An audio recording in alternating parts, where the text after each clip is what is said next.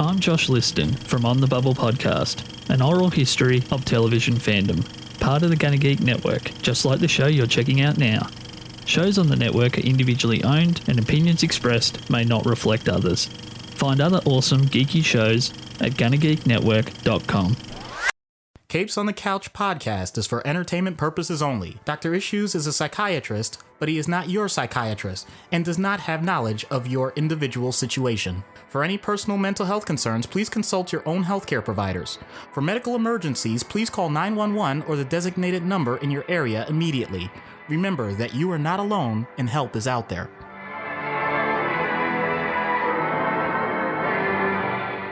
Hello and welcome to Capes on the Couch, where comics get counseling. I'm Anthony Sitko. And I'm Dr. Issues. This is issue 166, and we are talking Atrocitus, the Red Lantern of Rage. Yeah, you do that. Get angry, rah! Rawr. That's not nearly angry enough. Oh, okay. Rawr. I'm sorry. I'm trying. I just don't have it. I'm sorry. I can't be that pissed off if there's nothing to be pissed off about at the moment. Well, I think there's plenty to be pissed off about, but I digress. It may not necessarily be directly related to the show, but I think if you search, you can certainly find any number of things to rage about. Maybe that's why Ruby selected Atrocitus. As we said, this is Lantern Month, and we'd never specified a color. So that's why Ruby went with Atrocitus. And quick reminder that the Green Lantern Watch Party is this Saturday night, 8:30 p.m. Eastern. You can find all of the details in our Discord. And if you are a patron, because it is for patrons only, so if you go to patreon.com/capesonthecouch and subscribe at any level, we will send you the details and an invitation, and we will be watching the Ryan Reynolds film while we have our webcams up, and we'll have a fun little chat going about the movie and sort of talk over it and around it. And I think it's just going to be really interesting. Plus, if you are a patron, you will unlock our exclusive Deck Star episode about the meanest cat in the universe. But without any further ado, let's get into the background. Atrocitus, created by Geoff Johns and Ethan Van Sciver in Green Lantern number 25, December 2007. So a little bit of background before we get to Atrocitus proper. The Manhunters were created by the Guardians of the Universe to protect the universe, but they went rogue and obliterated all life in Sector 666. Numerology and symbolism and yada, yada, yada. Atros was one of only 5 survivors in the entire sector. They wiped out billions, if not trillions of lives. So Atros renamed himself Atrocitus, and he and the other 4 survivors called themselves the Five Inversions. They performed a ritual and discovered the prophecy of the Blackest Night, which foretold the destruction of the universe at the hands of the Guardians. So after attempting to defeat the Guardians, he and the Inversions were imprisoned on Ysmault. I never figured out how to pronounce it. It's Ysmault. Ysmault is how I'm going with it. That's kind of how I interpret it. Your pronunciation may differ. So Abin Sur, famous Green Lantern, traveled to Ysmault and began questioning Atrocitus about the prophecy. He then freed Atrocitus from his prison to help guide Abin Sur to Earth, which is where part of the prophecy was going to take place. But Atrocitus broke free and attacked Abin, and that is why Abin Sur's ship crashed and landed on Earth. And then, of course, his ring sought out Hal Jordan. As we learned last week, it would have been Guy Gardner had he been closer. So that was an interesting bit of retconning. All this happens in the Green Lantern series as part of the lead up to the Blackest Night storyline. So then Atrocitus creates a divining rod that led him to William Hand, aka Black Hand.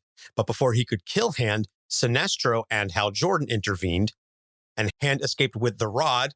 And that is also a retcon because when Black Hand was introduced, he had this rod that he could use to destroy things. So this kind of explains where that came from and explains that Atrocitus actually created the rod, but Black Hand stole it from him. So Atrocitus was returned to his prison on Ysmault. While in prison, his rage helped him create the Red Power Battery, which he then used to murder his fellow inversions, creating rings and a central battery, thus establishing the birth of the Red Lantern Corps. And the whole purpose of this was to assault Sinestro and anyone responsible for the destruction of Sector 666. The Guardians, Sinestro and the Yellow Lanterns, the Green Lantern Corps, anybody who got in his way or the way of the Red Lanterns was going to be utterly destroyed. So he and the Green Lanterns obviously have a couple of battles, but during Blackest Night, the other Corps leaders bring him to his home planet of Riot, and he has a moment of grief for the loss of his family. And it's just beautifully drawn and written and lettered.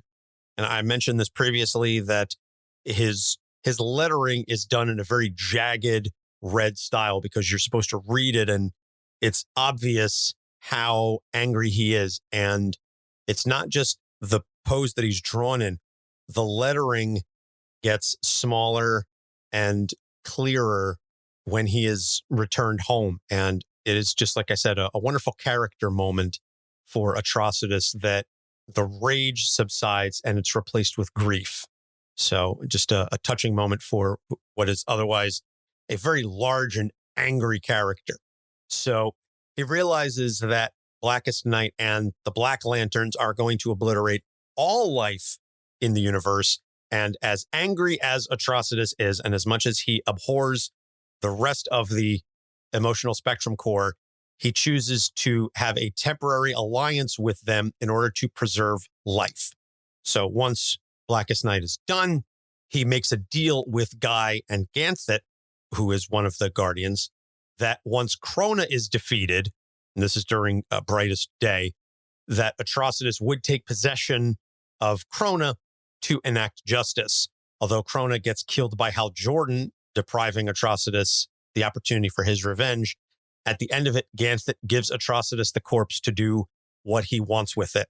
He's like, I know you got a thing, so here you go. Now, in the Red Lantern series, Krona's corpse actually becomes kind of a sounding board for Atrocitus. Sounding board in the sense that he doesn't respond, but Atrocitus talks to Krona about his rage and how he questions whether or not he can maintain that rage. We'll get into this a little bit more in depth in the issues. But again, it's just an interesting focus on Atrocitus as a character. But he ends up losing his ring to Guy Gardner, who joins the Red Lanterns as an undercover mole for Hal Jordan and ends up taking over the Red Lantern Corps. Then Atrocitus gets the ring back and he regains control of the Red Lantern Corps. And at the start of DC Rebirth, he creates a Hell Tower on Earth to plant the Rage seed that will birth a new Rage entity, because each color on the spectrum and each emotional core has a corresponding entity. And the Rage entity was defeated during one of the prior events. I want to say it was Brightest Day, Blackest Night. I've read them all like back to back to back, and kind of blends together exactly where in the timeline it is. And I read it a while ago, so it might even be War of the Green Lanterns. It just all blends together for me, so I wish I could help out, but sorry. Yeah. It's somewhere in the Geoff Johns run of Green Lantern is where the Rage entity is destroyed. So he plants this Rage seed. The tower is destroyed by Simon Baz and Jessica Cruz, who we'll get to next week.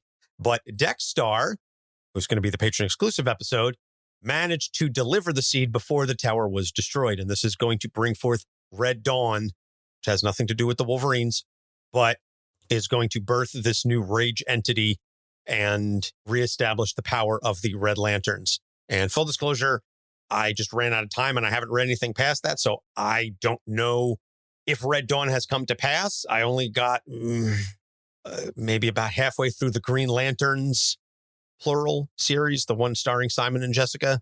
I haven't gotten to that yet. I don't know if that was foreshadowing that has come to pass. So apologize, folks. I've been reading a lot of Green Lantern over the past couple of weeks. I'm doing my best here, so I apologize. So now we are on to the issues. And the theme is, quite simply, the pain and rage cycle. So Ruby has two of the issues for us, and then we came up with one ourselves. So the first one, Ruby asks, is why would a psychologist go straight to rage? Because the one thing that we did mention in his background is before everything happened, he was a psychologist. He was a family man. He had a wife, he had a child. That is what led to the rage. But here was a man who understood the various interplay between all of the emotions and presumably would have been able to say, okay, I am suffering through the stages of grief. I am currently enraged, but he never quite seems to leave there and just plants himself firmly and stays. And Ruby wants to know why. Why would you start there? So this is really a great teaching moment because it points to the stages of grief in a way that many people don't think of it. And this may come as a surprise to many people. There is no set rule for the stages of grief or loss. So it's been well documented that they exist, but there is no order to them. And there is no set guarantee that you're going to go through all of them, or that you quote unquote advance through all of them, or that you don't backtrack through them. So it would be naive for me to say, I know why rage compared to any of the others. That's not really a question that I could answer.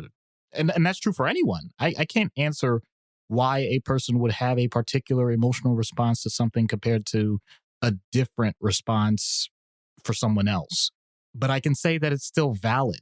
So for whatever the particular impetus is, maybe it's the physiology at the time. If a person is looking for something and feels disrespected, the sense of injustice, sure, that could produce rage, but then why wouldn't that produce depression? Why wouldn't that produce sadness? It could. If a person feels hurt, and I'm not talking physical pain, but just the idea that there is now a part of them that is no longer the way it should be, I mean, that could lead to anxiety. That doesn't have to lead to rage. If it's the idea of vengeance, which we know Atrocitus wants, okay, but that can also lead to someone saying, I want to make things right, or I want to make things better than what they were. It doesn't necessarily have to be that I want someone else to suffer, or I want society as a whole to feel the same thing that I feel. Or even if they do feel the same thing I feel, why can't that be a positive? Meaning I have a positive feel. I have hope for the future because through this one negative thing, there are so many opportunities for change, whatever. So unfortunately, this is one of those times where, I can't give a direct answer to it. I can only point out those possibilities. Now, there's another question underlying that, which is, as you pointed out, Anthony, but he's a psychologist, so he should know. Well, that leads to the other limitation. Mental health professionals are no different than any other part of humanity. They're not. Sometimes we like to put ourselves on that pedestal because it makes us feel better about ourselves, maybe, but I personally really don't do that. But if anybody's getting that impression, then I think we need to dispel that myth. So it's really not much different than someone saying, well, why isn't, an endocrinologist suffering from diabetes when all they have to do is just exercise and lose weight and change their diet? There's no limitation as to what a person goes through, regardless of what their profession is, even if that profession is directly related to something that they're suffering with. So that's something else I want to say. It's not a protective factor. Your intelligence doesn't protect you from your emotions. You could try and use it that way. That can make it worse because then if you intellectualize something to the point that you're not even willing to address it in a way that's going to be healthy, then you could just double down on what you're already doing. So it can be dangerous. Atrocitus clearly suffers with that. So the good news is the same way that it may be a limitation, it also can lead to growth. It can lead to change because it means that you're human like the rest of us. And I know we're talking about sentient beings that aren't technically humans, whatever. You get my point. I like how you phrase that. Intelligence doesn't protect you from your emotions.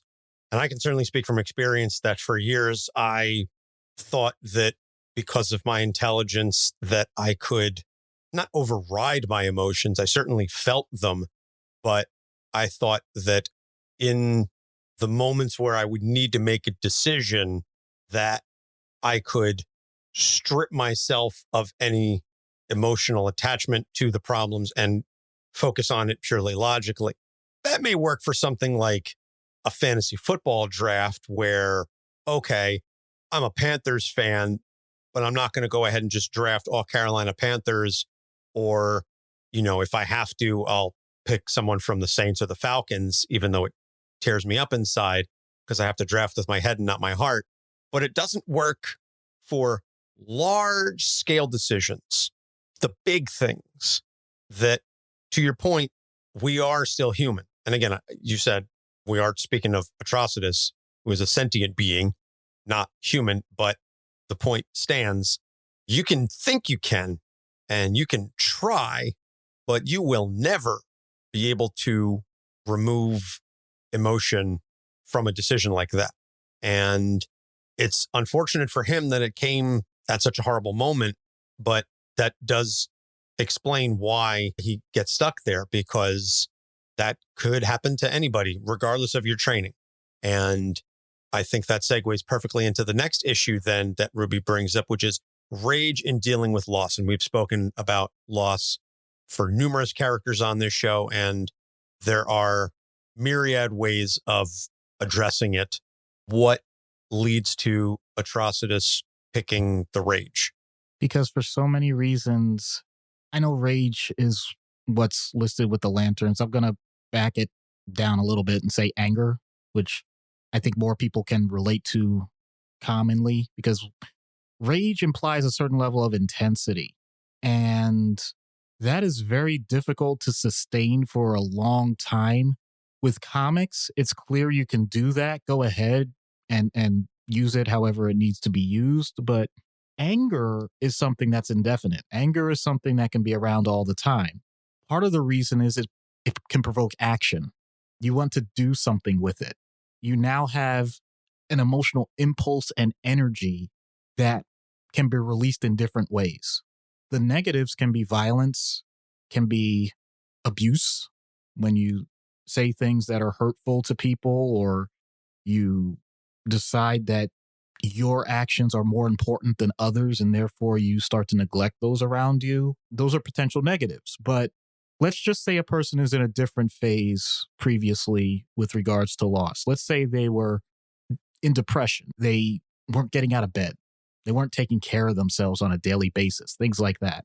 And for whatever reason, now they're shifted to anger, and now they actually eat something again after not eating for a day. And they actually call people, even if they're pissed off, and just say how wrong this is. It gives an opportunity to reach out. It gives an opportunity to put your voice out there and be heard when previously you didn't think you had one. So there can be some truly productive things out of it. Unfortunately, we don't always get to separate those things out all nice and tidy. So rage often leads to chaos. You don't always get to pick and choose, not just the timeline. You don't get to pick and choose the intensity either. So there could be times where you're a little annoyed about something not even related to the loss itself, and it comes out as if it's the greatest crime against mankind ever. And you may even recognize that for yourself. But once again, the key being other people may not. Not everybody knows what you're thinking and doing every moment of every day.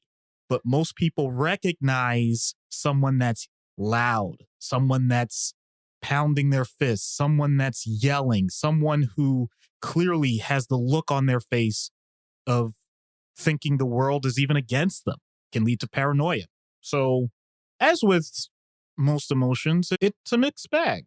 But I think more than the other emotions, it's one that is so readily available to be seen, to be visualized, that people can recognize it.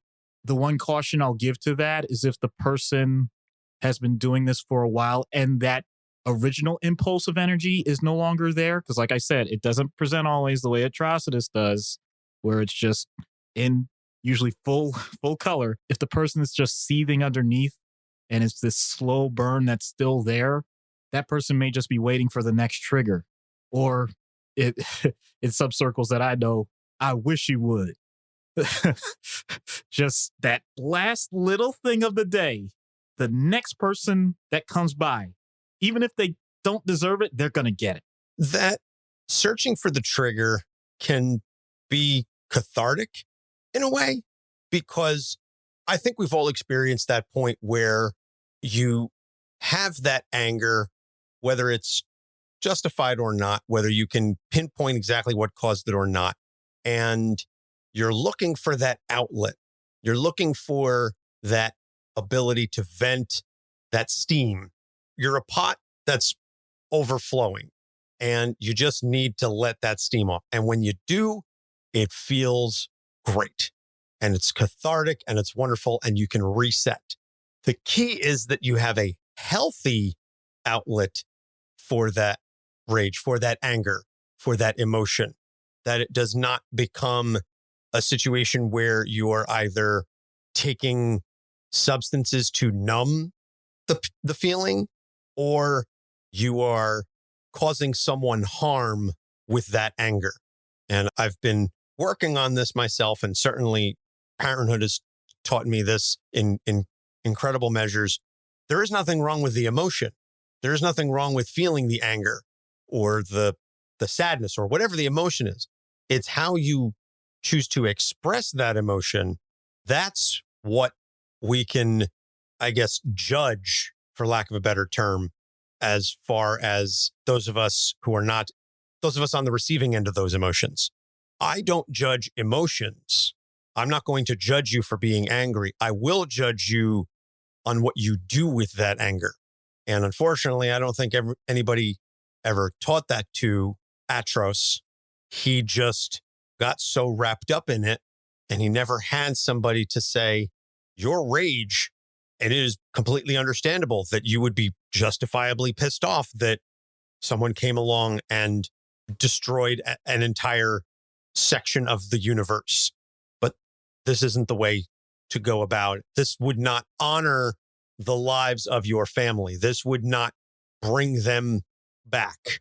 This is not the way to do it. And we tell people this all the time in real world situations.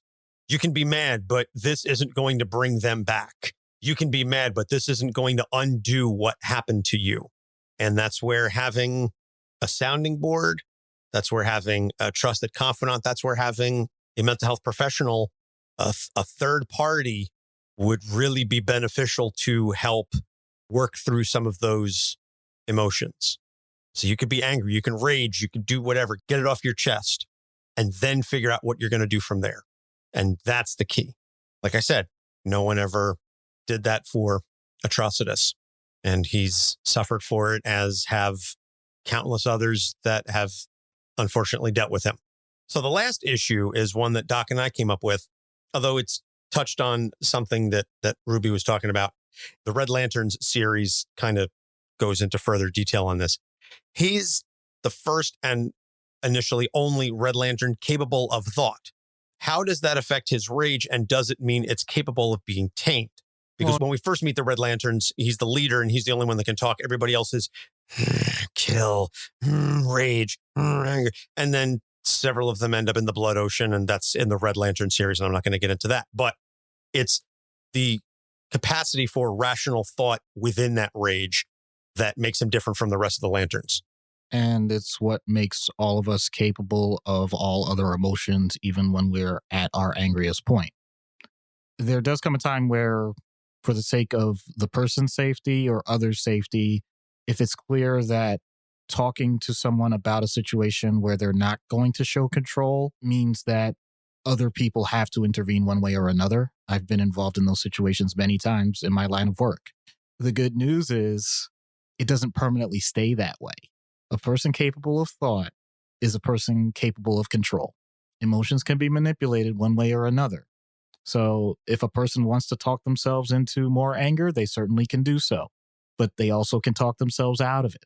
Maybe they don't know how yet, and that's where professionals come in to demonstrate possible ways that happens. Sometimes it doesn't have to be thought. It has to be an action. It could be exercise. It could be art. It can be so many different things, so many different possibilities. But once again, that doesn't come without creativity. That doesn't come without compassion. That doesn't come out without just all the other things that we think of, since we're doing lanterns, on the emotional spectrum that you would expect one person to go through. So it all stems from ideas. And there's no question that it's really important for someone like Atrocitus. And thank goodness we got to see it in that pivotal moment where he really does show how he feels about the loss when he's truly confronted with it. Because the other thing that rage does that I didn't say before is that it's an escape. You get the opportunity to push just about every other priority away. It's one of the rare existences in humanity where a person can get everything they want in the world and not only not be satisfied, but somehow still realize that it's not enough because they're looking for the wrong thing constantly. If there's any idea that has come into a person's head that nothing is worth it anymore and their condition is the only thing that's important, then that's when people get hurt. The second that a person is able to put in their mind that someone else that's still with them, someone else that's alive, is worthy of their time, then there's an opportunity for connection. And the interesting thing is, while, yes, mob mentality can create instances of severe problems in society, it's hard to do it when you're able to consider other possibilities. So the thing that is really important with what Atrocitus does is he becomes an instigator. He incites this one part of people to do some really, really bad things. Ironically, no different than the things that were done to create his anger in the first place, which is, once again, a common human pattern. But that doesn't mean it can't change. And that doesn't mean that when he interacts with other lanterns, with other ideas, including literally lanterns that are responsible to have that flexibility in ideas, that he doesn't once in a while think a different way. And if a being who's fueled by pure rage can do that, then I think that means just about anyone can. All right. Yeah, he does instigate stuff. It's like we were saying with the last issue. He's looking for an excuse to trigger that outlet, to be able to say, oh, now my rage is justified. And that's kind of what he was talking to Krona's corpse about at the start of the Red Lanterns series, is this idea that he felt like his rage was not dying, but diminishing a little bit.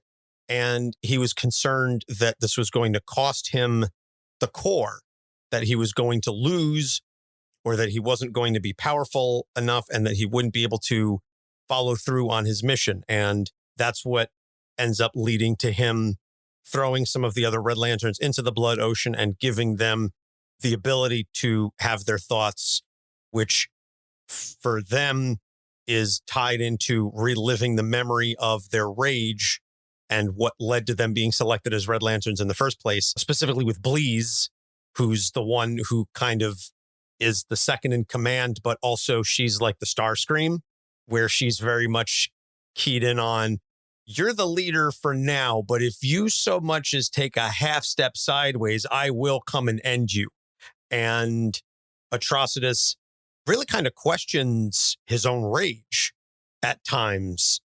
And there's several monologues that he has with Krona's corpse about the validity of that rage. And I understand from like a meta perspective, this was done because you can't have an entire series around this where only one character is capable of rational thought and he's speaking to a bunch of mindless followers. So I get why they had to do it from a creative perspective, but from an internal perspective, I think it was an interesting choice to expose that vulnerability within him and have those kinds of questions, because it gave us, again, from kind of like a meta perspective, it gave us a better understanding of the character. And I don't want to say it made me empathize with him or maybe sympathize with him, but it made me understand him a little bit better. And so I appreciated, from that perspective, I think was that Tomasi or was that Humphreys? Again, I've been reading so many of the books as of late. Go read the Red Lanterns book. There's good stuff in there. In any case, we are going to take a break, and when we get back, we'll get into treatment. So stay tuned. Hey there, I'm Chris from the Geek Peak podcast here with my two co-hosts, Trent. What up? And Brandon. Yo, yo. Here at the Geek Peak, we strive to provide you the best content from all across the pop culture multiverse. Think of us as your content concierge, seeking out all the best movies, TV, games, and music to save your valuable time. We have a different adult beverage every week, and we like to keep things light and fresh, so come hang out with us. So check us out on all your favorite podcasting platforms. That's Geek Peak. Like a mountain! And check out our site at geekpeakpod.com. Hi, I'm Linda. And I'm Jane. And we have a brand new podcast called Bedknobs and Broomflicks, where we talk about witches of the entertainment world. From the horror movies Warlock, Suspiria, The Witch, and The Blair Witch Project, to the more comedic or whimsical, such as Harry Potter, Hocus Pocus, Elvira, Mistress of the Dark, and The Blair Witch Project. No movie, TV show, or book is off limits. All witches, man witches, sorry warlocks, we're not calling you that, witches brews, witches of history, familiars, and witch-like activity will be discussed as we laugh and have fun talking about the wonderful world of witches. So join us every other week for some fun witchy talk. All witches welcome. Hey, I'm Jordan Bloom, and you're listening to Capes on the Couch. And we're back. So treatment for Atrocitus.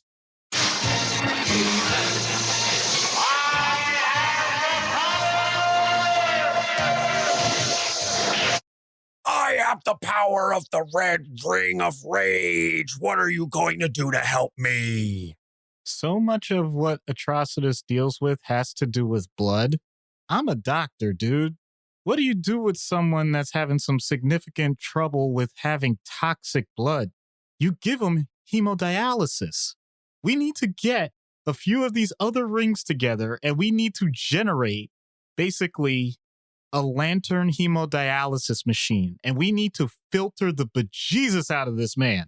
And I think you're going to see some of that rage really get phased out, period.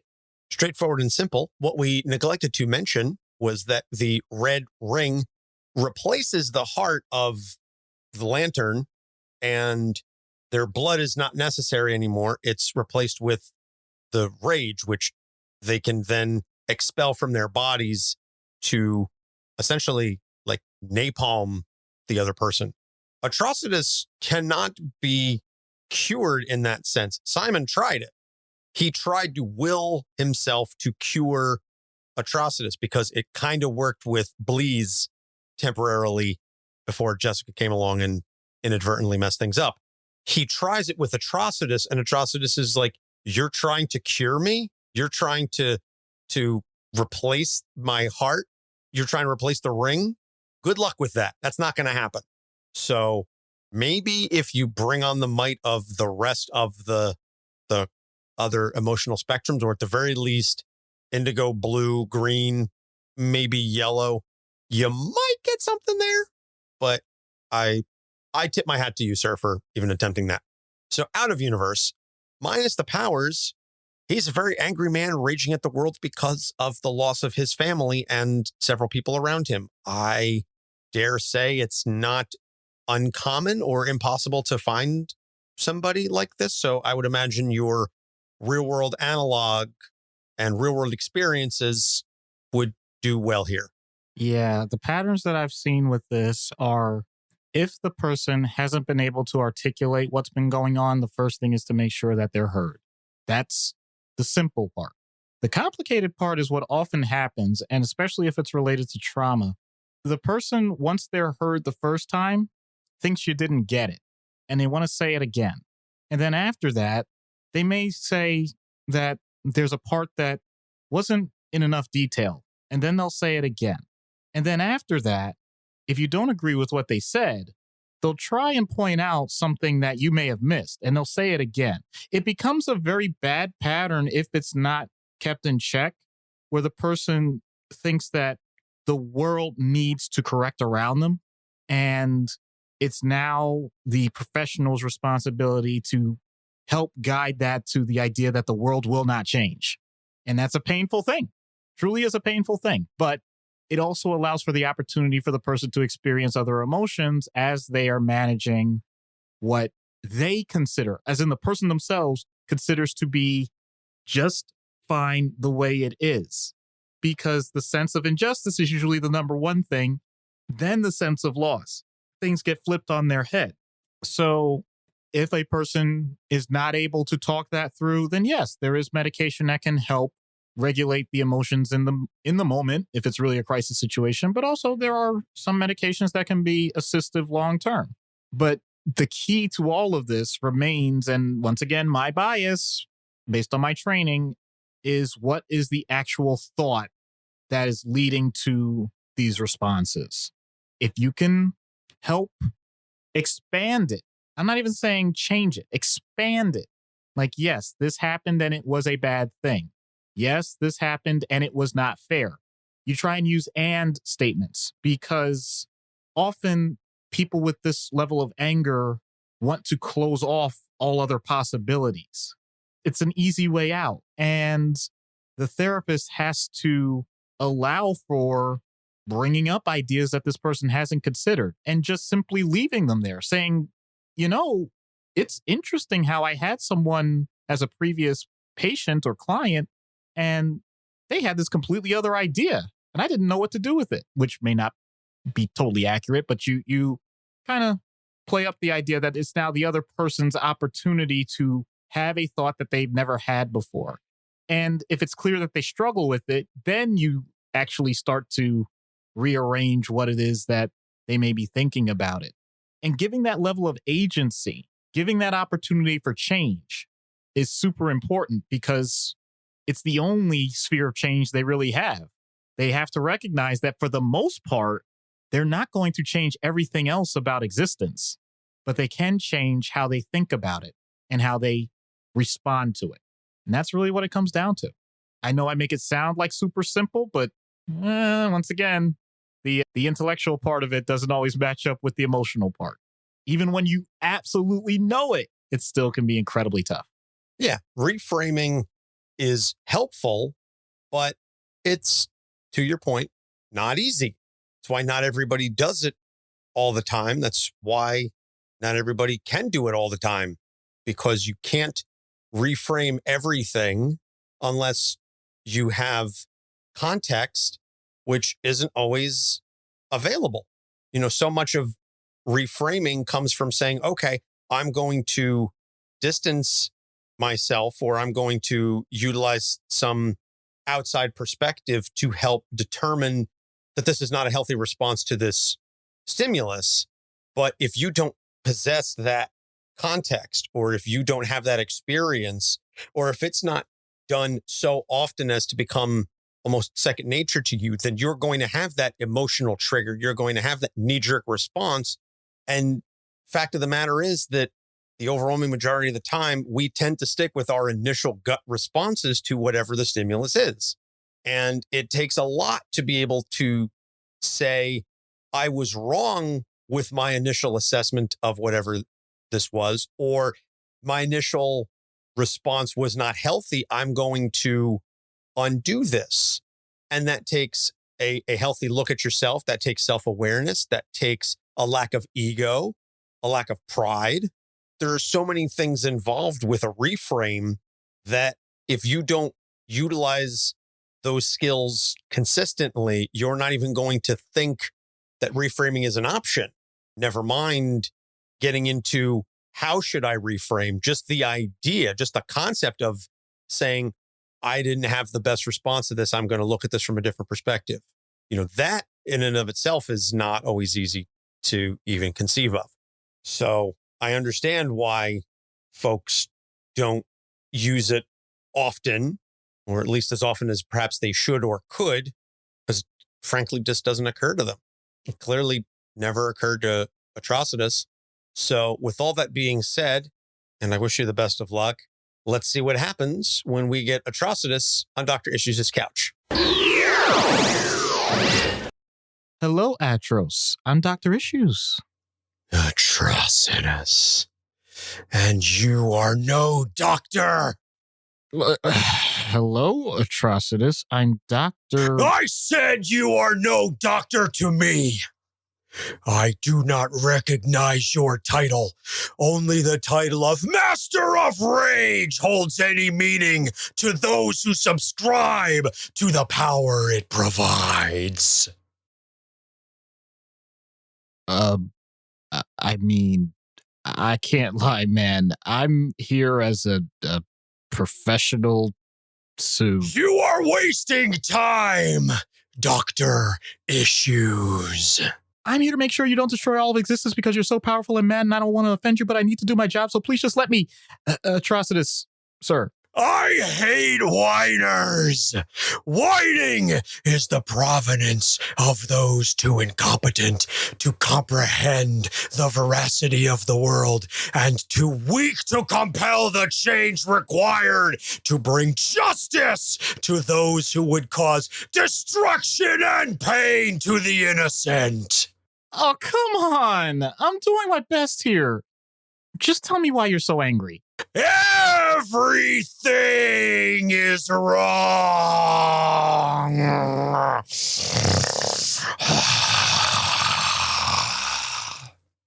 Okay, but... Do not question me, Dr. Issues. I have seen things your mere mortal brain is incapable of making sense of. I want to make it right. You are too weak to do anything, Dr. Issues. Ouch, dude, I'm not against you. Then who sent you? If I tell you, you'll be cross, or like more than now, or something. You conspire with my enemies. I have seen this coming. Once I allowed my brain to acknowledge the truce between my destiny and reality. You're projecting, which can get you into trouble. Do not use psychological jargon on me, Dr. Issues. But it's proper. Oh man, this is much harder than usual. Look, the way you come across, I usually try to offer something to help calm down. Can I do that? What? There is no calm here. If you create an alliance with those aligned against me, Dr. Issues, then your blood will stain the cosmos for eternity. I will send your corpse to a faraway star system, and when they come to search for you, Dr. Issues, I will assault the ship, rip open the cockpit doors, and destroy the pilots who made the ultimate sacrifice. Some people, not necessarily you or me, but some other people might consider that a bit paranoid. I am not paranoid. I know that the others are after me because I have gone after them first. That doesn't sound healthy either. Your blood pressure must be through the roof. My diastolic goes to infinity.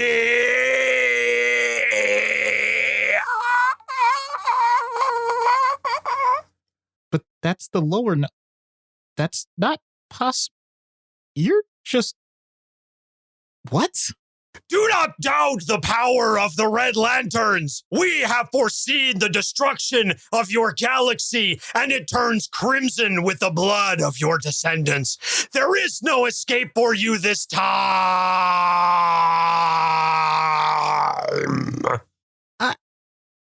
Are you even listening to yourself? My ears are open, and my eyes are not of this world. I hear the voices of those warriors who seek a connection with the ultimate power.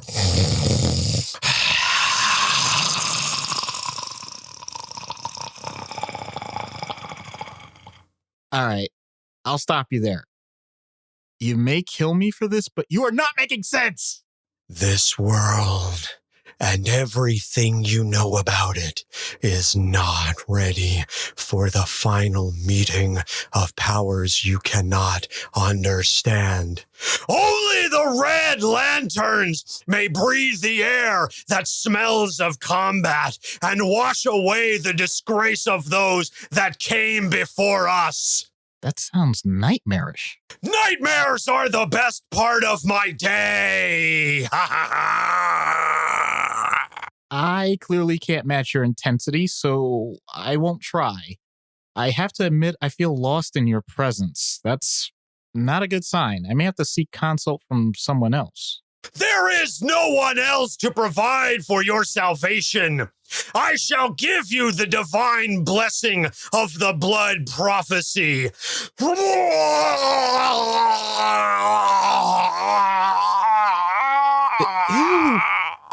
puked on me? Is this you puked blood on me? Whoa. Do you see it too? What is this? You're a tortured soul. You've been through so much. I'm sorry. I wish you had known that help is out there. It's always there. This is not how it works. You should have been disintegrated into the madness of Atrocitus. If you have survived, then your journey is not at an end. Your mind will travel to parts unknown. My vision fades. There are others! You do not know them, but they are of you. And they make me tame. I'm understanding more now, but I'm still confused, and you're still here. No, this is not my doing. My complacency will only lead to the destrucity of more worlds if I do not gather my army and reconstitute my rage.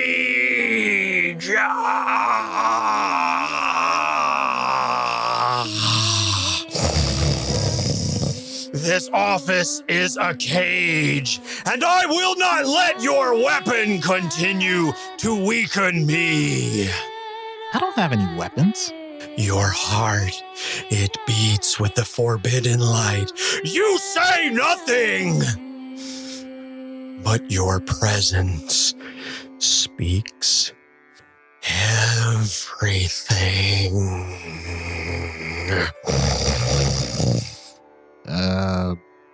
Thanks? You will hold me no longer!